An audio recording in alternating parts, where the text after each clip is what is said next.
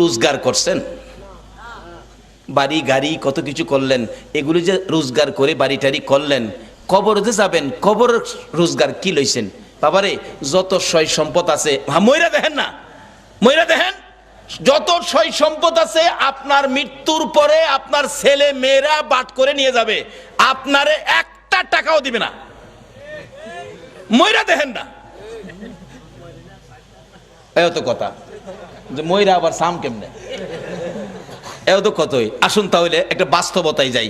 এক বেচারা ময়রা দেখছি, এক বেচারা শুনছে কবরে গেলে আজাব হইব। হ্যাঁ কয় একদিন ময়রা দেহি কবর গিয়া, জীবিত বেড়া কবর গেছে, নিজেই কবর কুইরা রাত্রে কবরের উপরে দিয়ে ছানি দিয়া ভিতরে বই রইছে, কি আজাব হয় দেখতো।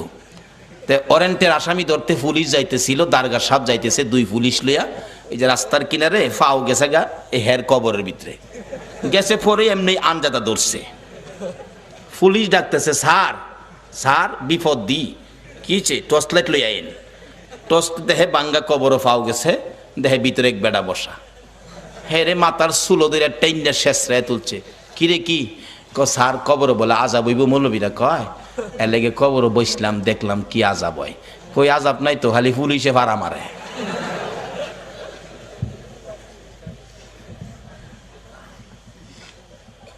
পরে আনজাদা ধরলাম, পরে দেখলাম যে চুলো দুইটা টাইনা তুললেন, এই তো আর আজাব কই।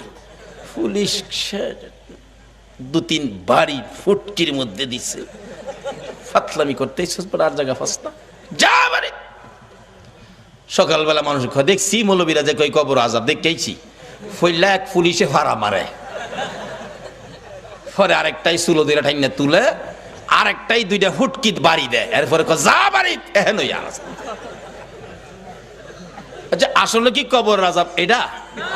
এই বেটা মরার আগে মইরা দেখছি। ও যুবক, কবরের আযাব পাকিস্তানের ঘটনা, 91 সনে মাসিক পত্রিকার খবর। একটা যুবক মৃত্যু হলে